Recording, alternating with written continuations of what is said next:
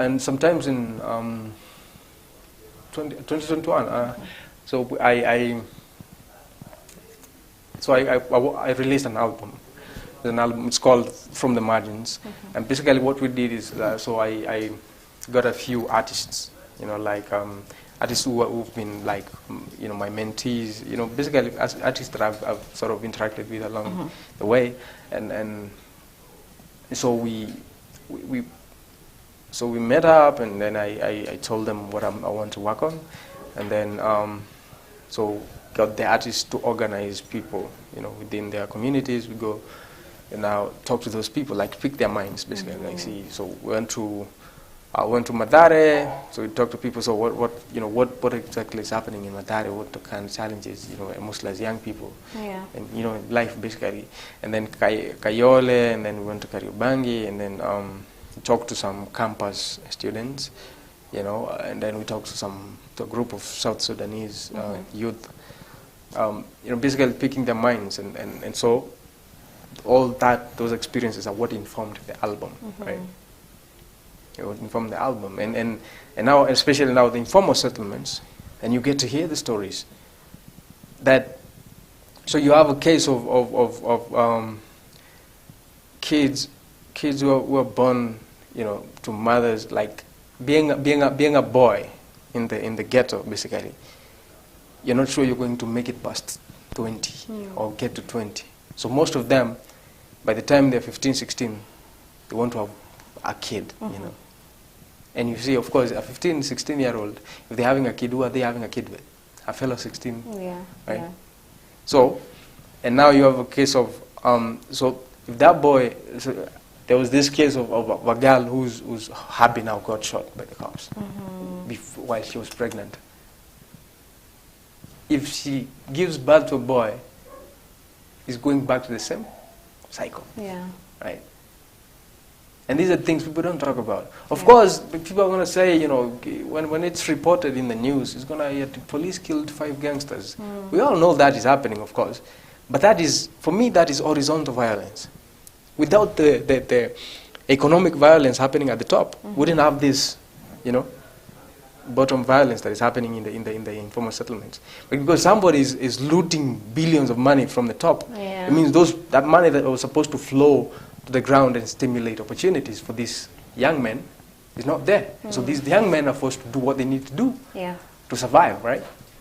So if somebody feel like, I have to get your phone, and trying to make a few thousand out of it, they'll do whatever they need to do. Why?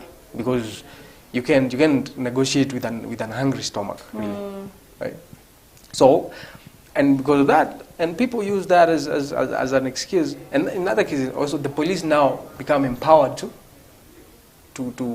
commit extrajudicial, like basically police brutality, even killings most of the times, because why? Because there's muggings happening. But also that because nobody's keeping them in check, then it becomes an excuse. So it's not a matter of whether you're a thug or you're a mugger anymore. It's the fact that if you're a young man, it doesn't. You're a target. Yeah, you're a target. And so you have young men who just sometimes they get meet up with a cop, they slap you around, they go into your pocket, they find a phone, they find a phone that is good enough. They're like, why do you get a phone like this? You don't have a job, and they go with the phone. If they find some money on you, they take the money and leave, right? And these things are happening, right? Yeah. And that's for the ones who are lucky not to get shot in the process. Because if they're looking for somebody maybe to pin something on, it's easy. It's easy, right? Yeah. And so there's this piece that it's called Miaka ya Mbwa, which is basically because that's how young men are growing up, like in the ghettos. Like they're growing in dog years. If a dog grows old enough, like 25 years, a 25-year-old dog is too old, right? And so basically that's how young men are growing in, dog years. It's like, so a kid in the ghetto is like 10 years old. They're like an adult who is 40. Like they've experienced life in ways you can't imagine. But that doesn't stop the fact that they're children, right?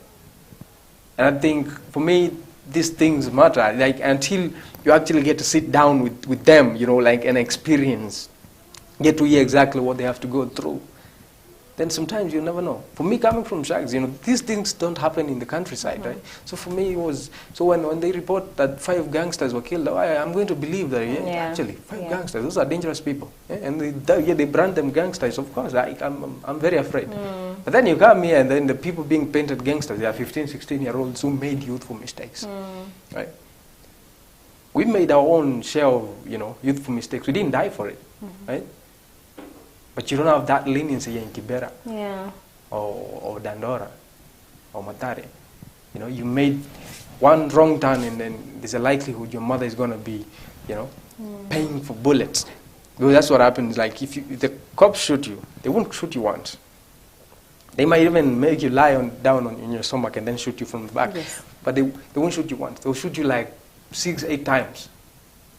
And then for your mother to get access to that body to bury you, she has to pay for every bullet. 2,000 bucks. Every damn bullet. Oh, really? Yeah. Okay. She has to clear that first. Pay for every bullet used to kill you. And it was probably even a mistaken identity. That must be traumatizing. Yeah, but now, you see, the rest of the country doesn't know. Yeah. Right? Yeah. And so for me, even part of doing that, because the album is called From the Margins, it was telling this story of the people living in the crevices and the cracks of society, and then getting the rest of the country and the world, at least get to understand what's happening exactly, right? Yeah. So that you don't just make assumptions, or, you don't just, play, because we love to play victim a lot. We love to play victim a lot. When we play victim, it means like, nobody's taking responsibility for anything, right? Because I'm like, and then you're like, So at the end of the day, the one person who's helpless is the person who's gonna be on the receiving end of everything. Yes. Because everybody else who could have taken, stopped that cycle, said, I don't know, right? So, and that's where we are, right? Are you able to perform for us like a short part? Yeah, I can do it. Okay, Sure. it's a collaborative project. So there's there were 6 different artists. There was me, and then there was there's Lexus Mshairi, there's Liboy, who was a singer, there's Murat Ngigi, who's also a poet, there's Karembo, who's also a poet, and there's Kikete FM, who's a poet, and then it was produced by a singer-songwriter, producer friend of mine who's called Rasamor, right? And then, yeah. So so this is my verse from Yakayambo, basically.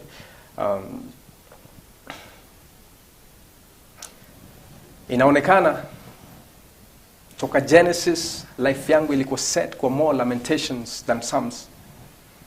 If by any chance earth ni garden ya Eden, kuna wenye wanaimiliki. The likes of me ni scum. Our song of songs ni dodge tukiwa farewell Langata. Another of my peers amekuwa gone to never return. Another casualty of this perennial calamity. Another sacrificial lamb kwa altar ya impunity. Only thing ni Isaac akishachukuliwa. Hakuna magical appearances za miraculous rams. Hakuna freshwater fountains ama parting highways kwa dams. Ama baby Moses alizama ndani ya river labda. Jua kuna sign ya Exodus toka Misri ya slums. Huku Farao ni karausai kwa kifinga trigger kuongeza numbers kwa death list ya sons. Na hii si parable. Ni kama tumezaliwa ndo tufe kabla boy ya turn man. Na hii si parable memorize kwa Biblia. Rather, ni everyday life ya me and my peers condemned to live in dog years. That's a heavy one. Yeah. Wow. I like that it also speaks about the truth. Yeah. Okay. Thank you for what you do. Let me say thank you for what you do. I appreciate it. Keep doing that. Keep highlighting things that are less spoken about. Yeah. Let's hope change comes from that. Yeah. Whoa. I don't know how to transition from that.